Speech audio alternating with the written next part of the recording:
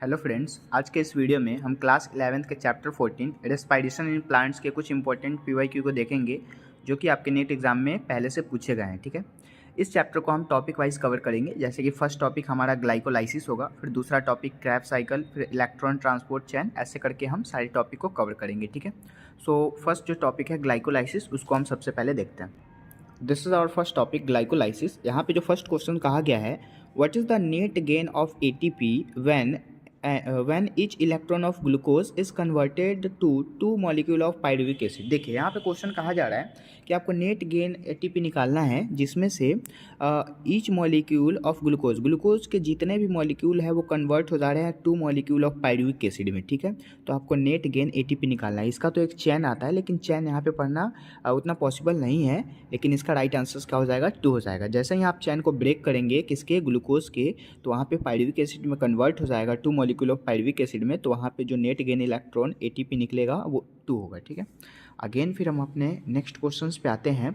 Conversion of glucose to 6 phosphate and the first irreversible reaction of glycolysis is catalyst by. ठीक है, ये NEET 2019 का question है।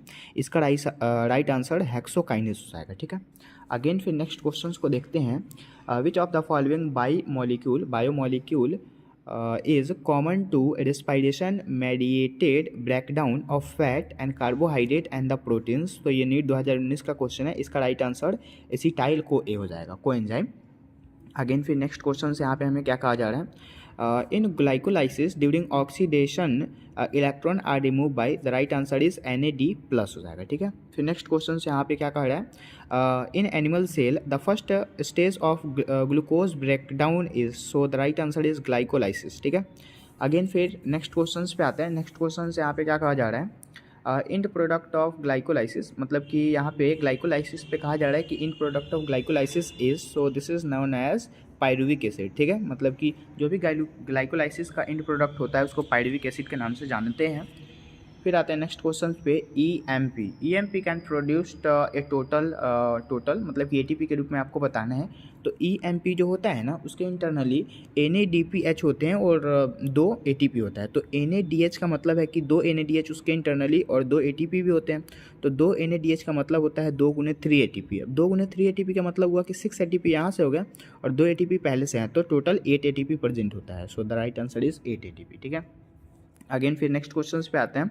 इन complete oxidation of glucose into pyruvic acid with several intermediate step is known as glycolysis. ठीक है, so the right answer is glycolysis. Again फिर हमारा next topic आता है Krebs cycle and electrons transport chain. So the first question इसका क्या है, which of the following statement is incorrect. तो इसका जो मतलब कि स्टेटमेंट इनकरेक्ट बताना है इन सारे स्टेटमेंट में। तो यहाँ पे ये नीट 2021 का क्वेश्चन है। ऑप्शन फर्स्ट जो है, ड्यूरिंग एरोबिक रेस्पिरेशन, मतलब एरोबिक रेस्पिरेशन के समय में, देखिए एक होता है एरोबिक रेस्पिरेशन और दूसरा होता है एनएरोबिक रेस्पिरेशन। ठीक है, तो aerobic respiration role of oxygen is limited to the terminal stage, बिल्कुल सही बात कही जा रही है, ये तो बिल्कुल ही करेक्ट ऑप्शन है। अगेन फिर नेक्स्ट है, इन ETC मतलब electron transport chain 1 molecule of NADH+H+, नहीं, यहाँ NADH जो होंगे तो 1 मॉलिक्यूल नहीं होंगे, 2 मॉलिक्यूल होते हैं। ठीक है, तो इसीलिए ये गलत हो गया। अभी हमने जस्ट देखा था ETC का, वहाँ पे ऊपर में क्वेश्चन। ठीक है, तो ये गलत ऑप्शन हो गया। ठीक है, तो the right answer is incorrect statement भी हो जाएगा। ठीक है, फिर यहाँ पे दोनों ऑप्शन करेक्ट हैं। अगेन फिर नेक्स्ट क्वेश्चन है। नेक्स्ट क्वेश्चन यहाँ पे क्या कहा जा रहा है, pyruvate dehydrogenase activity during aerobic respiration is required. तो ये नीट 2020 का क्वेश्चन है। इसका राइट आंसर क्या हो जाएगा, यहाँ पे मैग्नीशियम हो जाएगा। ठीक है, अगेन फिर यहाँ पे नेक्स्ट क्वेश्चन को देखेंगे। नेक्स्ट क्वेश्चन यहाँ पे है, the total number of substrate level phosphorylations, ठीक है, phosphorylations in 1 turn is citric acid cycle, the right answer is 1। ठीक है, यहाँ पे कितने सबस्ट्रेट लेवल होंगे, तो 1 सबस्ट्रेट लेवल होंगे। ये नीट 2020 का क्वेश्चन है। अगेन फिर नीट 2019 में क्या पूछा गया था, where is respiration electron transport, मतलब ETS। फिर से यहाँ पे ETS पे क्वेश्चन आ गया। ETS पे समझिए, एक EMP पे क्वेश्चन आता है और एक ETS पे क्वेश्चन आता है। ठीक है, सो वेयर इज इलेक्ट्रॉन मतलब कि transport system ETS located in plant के इंटरनली कहाँ लोकेटेड होता है, तो वो इनर माइट्रोकॉन्ड्रियल मेम्ब्रेन के इंटरनली लोकेटेड होता है। ठीक है, so the right answer is C। Again फिर नेक्स्ट क्वेश्चन यहाँ पे हम देखेंगे। नेक्स्ट क्वेश्चन क्या कहा जा रहा है, so this is our next question, which one of the following this statement is incorrect, मतलब इनमें से कौन इनकरेक्ट स्टेटमेंट है।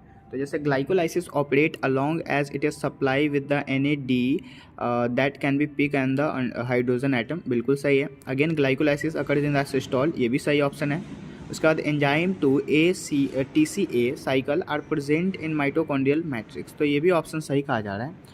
लास्ट ऑप्शन जो कहा जा रहा है ना, oxidative photophosphorylation take place in the outer mitochondrial, तो नहीं होगा, ये इनर माइटोकॉन्ड्रियल होता है, जैसे कि आपको मैंने यहाँ पे भी बताया, ठीक है। दिस इज इनर माइटोकॉन्ड्रियल, तो इनकरेक्ट स्टेटमेंट क्या हो जाएगा, यहाँ पे डी हो जाएगा। अगेन फिर नेक्स्ट क्वेश्चन है, what is the role of NAD plus in cellular respiration. So the right answer is it functional is an electron carrier, ठीक है। अगेन फिर नेक्स्ट क्वेश्चन जो कि रॉन्ग बताना है आपको इसमें, which statement is wrong for the Krebs cycle, Krebs cycle के लिए कौन सा रॉन्ग। क्रैब साइकिल को सबसे पहले C3 साइकिल बोला जाता है, ठीक है। ये नीट 2017 का क्वेश्चन है।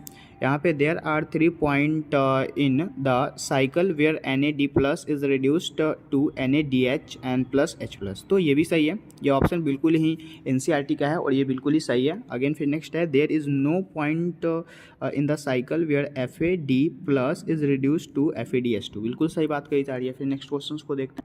यहाँ पे जो हमारा ऑप्शन तीसरा है, during conversion of succinyl coenzyme of to क्या है succinic acid and a molecule of GTP synthesize, ये भी बिल्कुल सही ऑप्शन है, लेकिन हमें इनकरेक्ट पूछा गया, तो इनकरेक्ट स्टेटमेंट डी हो जाएगा। कैसे होगा, तो the cycle start with the condensation of acetyl group, मतलब कि acetyl co A with the pyruvic acid, और यहाँ पे सिट्रिक एसिड नहीं होगा, पायरुविक एसिड से सिट्रिक एसिड में कोई एंजाइम नहीं होता है, ठीक है, और एसिटाइल का तो बिल्कुल ही गलत है, ठीक है।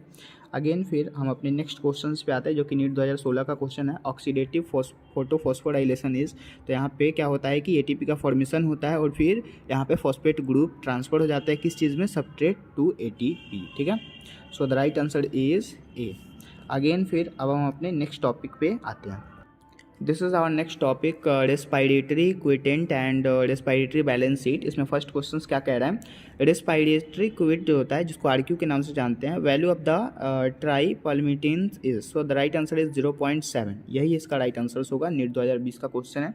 अगेन फिर नेक्स्ट क्वेश्चन है, नीट 2000 AIPMT 2006 में पूछा गया था, how many ATP molecule could maximally, मतलब कि कितने ATP मैक्सिममली बनते हैं, we generate from one molecule of glucose and if the complete oxidation of one molecule of glucose is glucose to CO2 and H2O ill the. आपको देखिए इतना बड़ा question देख के घबराना नहीं है, इसमें आपका मेन जो पॉइंट है ना, वो क्या कह रहा है, मेन पॉइंट आपको यहीं से है कि जीरो, मतलब कि यहाँ पे 686 बन रहे हैं केल्विन, किसके कंपेयर में, CO2 के एक मोलिक्यूल बना रहे हैं, तो यहाँ पे high energy of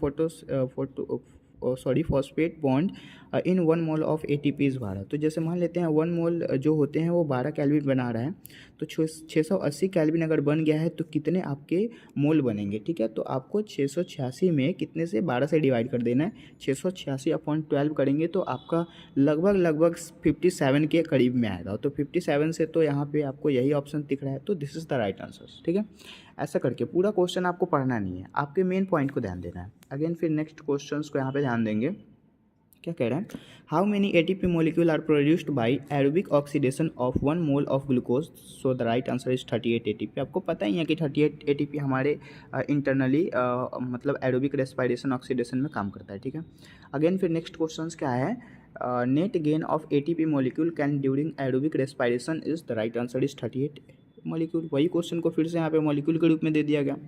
again respiratory Quint RQ जो होता है वो कितना होता है, उसका ऑप्शन जो है ना 0.7 होता है, ठीक है। तो 0.7 नहीं यहाँ पे है, तो वहाँ से कम भी तो कहा गया ना, 0 नहीं होगा, 0 तो ऑप्शन गलत है, 1 भी नहीं होगा, 1 से ज़्यादा भी नहीं होगा, 1 से कम होगा, ठीक है। So the right answer is 0.7, इसका मेन आंसर 0.7 होगा, ठीक है। अगेन फिर नेक्स्ट क्वेश्चंस को देखते हैं, respiratory substance yield maximum number of ATP molecule is, so the right answer is glucose.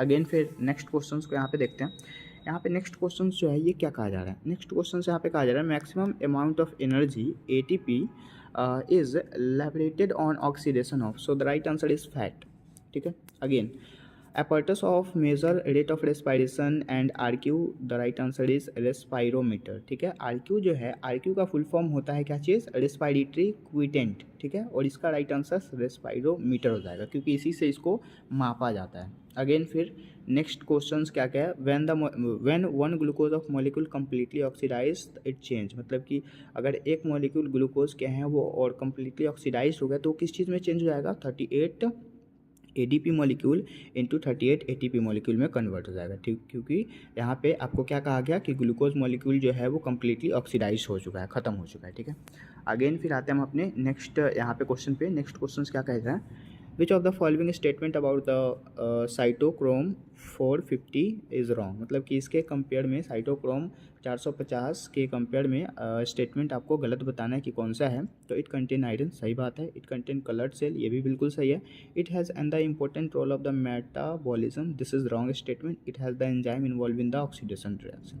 तो देखिए, जैसे कि आपको कभी कभी नहीं पता है कि ये रॉन्ग है कि मतलब कि राइट है, तो आपको पहले राइट वाले ऑप्शन चूज़ कर लेने हैं, रॉन्ग अपने आप निकल जाएगा। ठीक है, अगेन फिर नेक्स्ट क्वेश्चन यहाँ पे RQ इज़ द, RQ क्या होता है, तो RQ जो होते हैं ना वो CO2 बटा O2 हो जाएगा। ठीक है, अगेन फिर नेक्स्ट क्वेश्चन फर्मेंटेशन पे आता है। फर्मेंटेशन से क्वेश्चन काफ़ी ज़्यादा पूछे जाते हैं, नीट 2022 में भी क्वेश्चन आया हुआ है और 23 में भी आया हुआ है। ठीक है, सो फर्स्ट क्वेश्चन है, what amount of energy is release from the glucose during lactic acid fermentation. ठीक है, तो यहाँ पे इसका राइट आंसर क्या हो जाएगा, इसका राइट आंसर हो जाएगा लेस देन 7%। ठीक है, क्योंकि अभी हमने इसको डिस्कस किया ही था। ठीक है, अगेन फिर नेक्स्ट क्वेश्चन है, in which one of the following present CO2 is not release, so the right answer is lactate fermentation. Fermentation जो टॉपिक है वो एक्चुअली चैप्टर 12 का टॉपिक है, लेकिन वो तो हट चुका है, लेकिन मैंने उस पर वीडियो बना रखा है, वो आप जाके देख सकते हैं। ये नेक्स्ट और लास्ट क्वेश्चन है इस चैप्टर का, the energy release metabolic process in which substrate is oxidation without an external electron acceptor is called fermentation. तो फर्मेंटेशन का ये डिफिनीशन ही इसमें छाप दिया गया है। ठीक है, और पूछा क्या गया है AIPMT 2010 में, 2008 में, मतलब रिसेंटली समझ सकते हैं कि ये आया हुआ क्वेश्चन है। ठीक है, सो ये था सारा क्वेश्चन जो कि हमने बारी बारी से डिस्कस कर लिया है। ठीक है, अगला वीडियो हमारा जो होगा वो अगली चैप्टर फोटोसिंथेसिस और हायर प्लांट्स पे होगा। ठीक है, मिलता है फिर अगले वीडियोज़ में। ये वीडियो आपको समझ में आया होगा। ठीक है, आप अपने दोस्तों के साथ भी इसे शेयर कर दें और प्लीज़ इसे लाइक कर दें। ठीक है, और सब्सक्राइब करना ना भूलें, क्योंकि हमारा जो मोटिव है वो बिल्कुल ही नीट PYQ पे ही है, क्योंकि हम उसी चीज़ पे वीडियो बनाने वाले हैं। ठीक है, तो मिलता है फिर अगले वीडियोज़ में, तब तक के लिए बहुत बहुत थैंक यू।